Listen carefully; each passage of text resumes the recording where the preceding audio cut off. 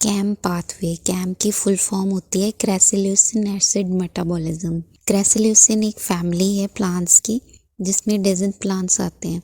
Desert plants को हम ज़ीरोफाइटिक plants भी कहते हैं, जैसे कैक्टस। ये सक्यूलेंट ज़ीरोफाइट्स होते हैं। सक्यूलेंट का मतलब होता है वाटर स्टोरिंग। ऐसे डेजर्ट प्लांट्स जो वाटर स्टोरिंग होते हैं।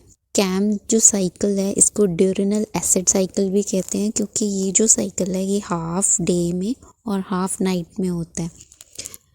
और इस साइकिल जो है ये प्रेजेंट होता है सक्यूलेंट ज़ीरोफाइट्स में। और ये जो ज़ीरोफाइट्स यानी प्लांट्स होते हैं इनमें स्कोटो एक्टिव स्टोमेटा प्रेजेंट होते हैं। ऐसे स्टोमेटा जो दिन में क्लोज रहते हैं और नाइट में ओपन रहते हैं। और इन प्लांट्स को जिनमें ये स्टोमेटा प्रेजेंट होते हैं इन्हें हम कैम प्लांट्स भी कहते हैं। For example bryophyllum, Opuntia, agave, pine etcetera. अब इन प्लांट्स के साथ एक प्रॉब्लम है। ये जो प्लांट्स हैं ये डेजर्ट एरिया में होते हैं जहाँ पर दिन का टेम्परेचर, डे टाइम का जो टेम्परेचर है वो बहुत हाई होता है। तो ऐसे में जो लीव्स हैं उनमें जो स्टोमेटा है वो ओपन हुआ तो कार्बन डाइऑक्साइड एंड ऑक्सीजन का एक्सचेंज तो होगा।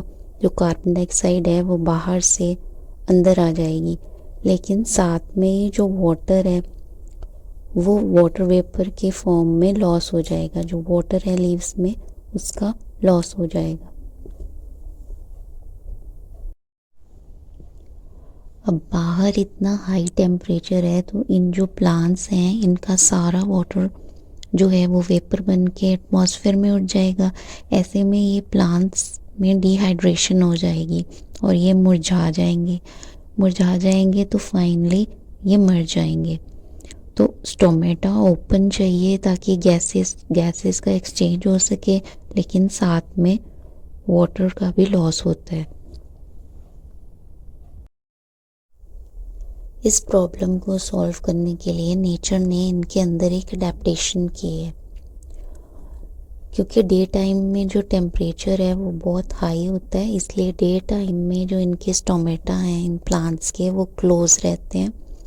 और नाइट टाइम में जो टेम्परेचर है वो डे टाइम से कूलर होता है, इसलिए नाइट में जो स्टोमेटा हैं वो ओपन रहते हैं ताकि गैसेस का एक्सचेंज हो सके। तो इस तरह के स्टोमेटा को, जो स्टोमेटा डे टाइम में क्लोज रहते हैं और नाइट में ओपन, उनको कहते हैं स्कोटो एक्टिव स्टोमेटा। स्कोटो का मतलब होता है नाइट।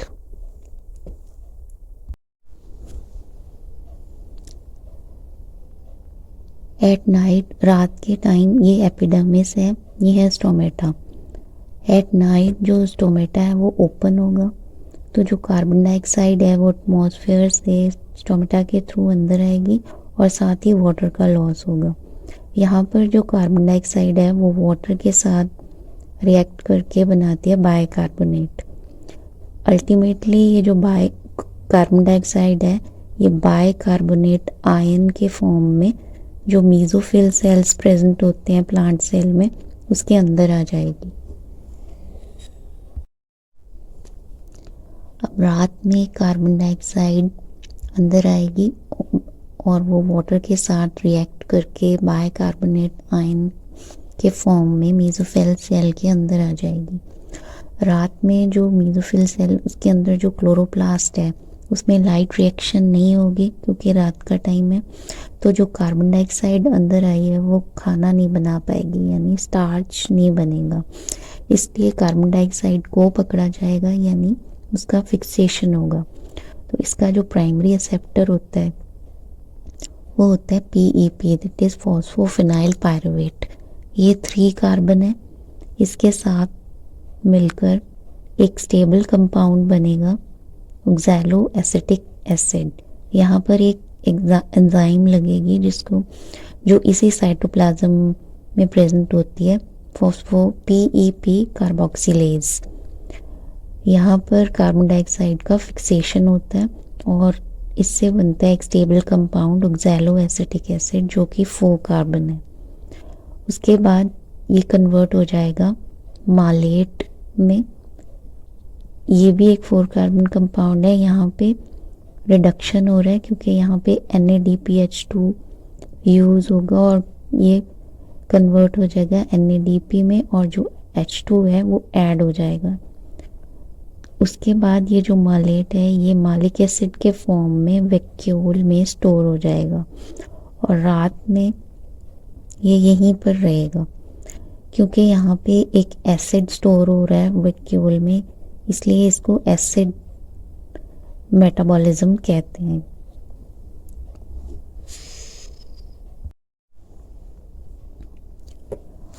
रात में जो मालेट वैक्यूल में स्टोर हुआ था, अब डे टाइम में ये जो मालेट है इसका मेटाबॉलिज्म होगा और ये कन्वर्ट हो जाएगा पायरुवेट में, जो कि 3 कार्बन कंपाउंड है। जब जो मालेट है वो पायरुवेट में कन्वर्ट होगा तो कार्बन डाइऑक्साइड रिलीज हो जाएगी और जो पीछे NADPH2 यूज़ हुआ था वो यहाँ पे रिलीज हो जाएगा और ये जो कार्बन डाइऑक्साइड है ये एंटर करेगी क्लोरोप्लास्ट में, वहाँ पे केल्विन साइकिल में एंटर करेगी। यहाँ पे प्रेजेंट होता है रबिस्को एंजाइम जो रात में इनएक्टिव था और दिन में ये एक्टिव हो जाएगा। यहाँ पे कार्बन डाइऑक्साइड का प्राइमरी एक्सेप्टर होगा RUBP, फिर यहाँ पे बनेगा शुगर और फाइनली जो स्टार्च के फॉर्म में स्टोर हो जाएगा। तो यानी कि डे टाइम में स्टार्च बनेगा और नाइट टाइम में कार्बन डाइऑक्साइड का फिक्सेशन होगा।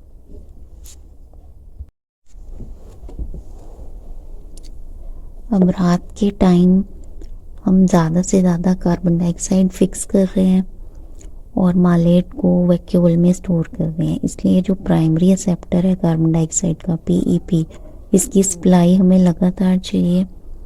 इसीलिए जो रात में जो क्लोरोप्लास्ट है वहाँ खाना नहीं बन रहा पर वहाँ पे पहले से स्टार्च पड़ा होगा, तो वो जो स्टार्च है वो ग्लाइकोलाइसिस साइकिल में एंटर करके PEP बनाता रहेगा और अब जो PEP से आगे मालेट जो वैक्यूल में स्टोर हो रहा है, जब उसका मेटाबॉलिज्म हो रहा है तो पायरुवेट भी बन रहा है, उसको भी इकट्ठा नहीं होने देना।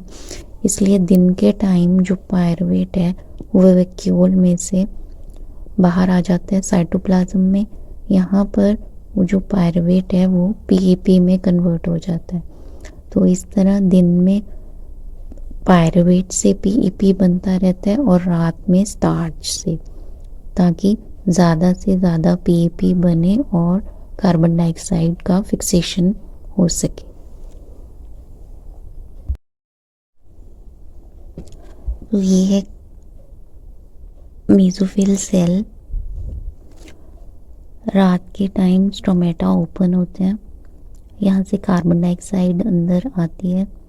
कार्बन डाइऑक्साइड का प्राइमरी एक्सेप्टर होता है PEP, यहाँ पे PEP कार्बोक्सिलेज एंजाइम लगती है और कार्बन डाइऑक्साइड का फिक्सेशन होता है और एक कंपाउंड बनता है OAA, ऑक्सैलो एसिटिक एसिड। इससे फिर बनता है मालेट। मालेट फाइनली मालिक एसिड के फॉर्म में वैक्यूल में स्टोर हो जाता है। यहाँ पे एक NADPH2 यूज़ होता है, NADP में कन्वर्ट होता है, H2 ऐड हो जाती है। देन दिन के टाइम जो मालिक एसिड है वो दोबारा से मालेट में कन्वर्ट होता है और NADPH2 रिलीज हो जाता है जो यहाँ यूज़ हुआ था। देन ये फाइनली कन्वर्ट हो जाता है पायरुवेट और कार्बन डाइऑक्साइड में। कार्बन डाइऑक्साइड जो है वो केल्विन साइकिल में एंटर करके स्टार्च फॉर्म करती है और जो पायरुवेट से फिर से PEP बनता रहता है और स्टार्च से भी PEP बनता रहता है। तो दिन में जब स्टोमेटा क्लोज होते हैं तो यहाँ पे केल्विन साइकिल से स्टार्च बनता है और रात में जब कार्बन डाइऑक्साइड अंदर आती है तो यहाँ पे मालिक एसिड बनता है। ये सब कुछ मेसोफिल सेल के अंदर होता है। So this is all about crassulacean acid metabolism यानी CAM pathway. So this is all about CAM pathway. I hope आपको अच्छे से समझ आया होगा। प्लीज़ वीडियो को लाइक कर देना और मेरे चैनल को सब्सक्राइब करना ताकि मैं आपको और वीडियोस पोस्ट कर सकूं।